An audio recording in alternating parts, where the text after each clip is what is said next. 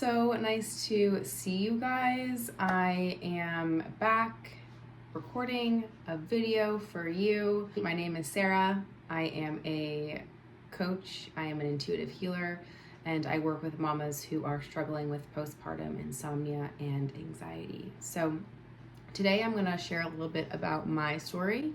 I have in the past, but there are a lot of new mamas here, so I want to just shed light on my story, because when I was in the thick of it, hearing people's stories and their recovery journeys really helped me feel less alone on my own journey. So that's my intention for today. I hope this video brings you a sense of comfort, a sense of ease, that you are right where you're meant to be and you are healing even if it doesn't feel like it. So my story began when I became a mother 2.5 years ago. My son is now 2.5. And prior to becoming a mom, I was a great sleeper, which is kind of what you hear from people, especially moms. I slept great until I became a mom, right? And that was my experience. I slept great during pregnancy and never had anxiety around sleep, never had any sleep issues.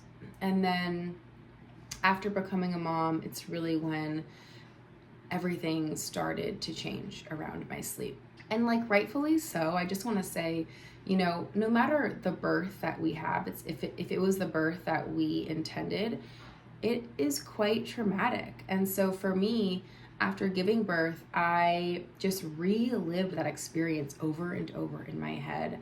And not only was I reliving this experience in my head, but I had become a new mom overnight, and I had no idea what I was doing. There were so many hormonal fluctuations that were impacting me on an emotional, mental, physiological level that I wasn't even aware of. And I didn't feel like myself, and rightfully so, right? And then you add the sleep stuff in. So I wasn't really sleeping the first week of motherhood.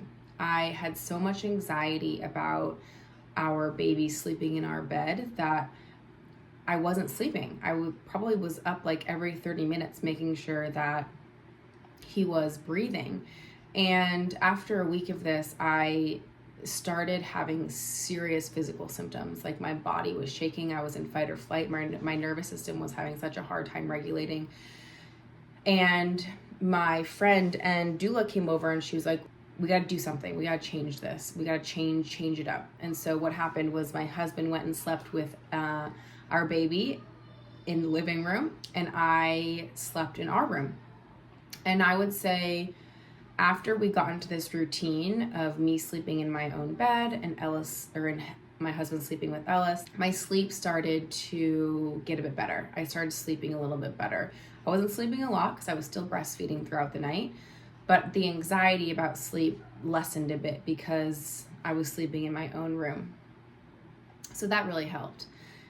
And then I got my period, and that's when things really started to escalate.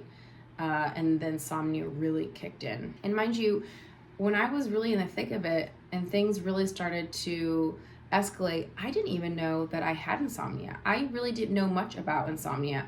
I just thought that I was going crazy and that there was seriously something wrong with me. And what's interesting and what I hear from so many moms and clients is that during the hormonal fluctuations, so whether that's when we get our periods again, if we are breastfeeding and we start to wean, or if we stop breastfeeding, these are all huge hormonal fluctuations that will impact our sleep. And for someone who has insomnia, these sleep disruptions can just re-trigger a insomnia cycle, right? And so when I got my period 4 months postpartum, all of the fear and anxiety around my sleep just came up out of nowhere. And the hardest thing was that I felt like I had no control. I felt like I had zero control. I just spent the last decade of my life coaching myself and for a living, becoming a coach and really helping people break free from the fears that made them feel anxious and depressed. And yet I didn't have any control over the thoughts that were coming into my head. And I think that like I said, was the scariest part of not having any control. And now it's interesting because that same concept of not having control actually is setting me free now. I can share a little bit more about that later. So the 4 months postpartum hit, I got my period, and I was a mess. I was a hot mess, emotionally, physically, mentally. Like, I couldn't stop crying. It was so intense. And so I called my OB, and she prescribed me, I think it was Lexapro. And I am a very sensitive being, okay? I am so sensitive. Like, I don't need a high dose of really anything. And without taking in consideration my history or, my sensitivities, how I react to certain drugs, she just put me on like a medium dose, which was way too high of a dose for me. And so I took it, and I was on it for 48 hours, and I literally did not sleep for that first 48 hours. It was terrifying. It was terrifying. I would say that was like my lowest of my low. And luckily my mom was coming in that following day to help us move, and she had Valium on her, and thank God, because that was like the only thing that brought me down.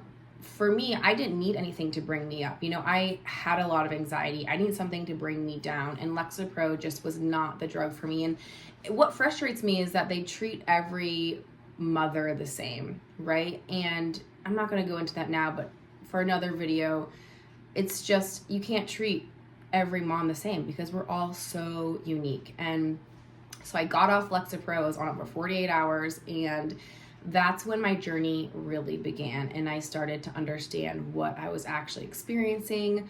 I figured out that this was insomnia, that I wasn't going crazy, even though it felt like I was going crazy. I mean, it was hard. And then I would say at the 2-year mark, that's when things really shifted in my body. I felt the shift in my body. I felt like I was relating to insomnia in a different way. And it's interesting because, I spoke to my friend, she's a psychic medium, and she was like, at the 2-year mark, a lot of this is going to be healed. And she was right.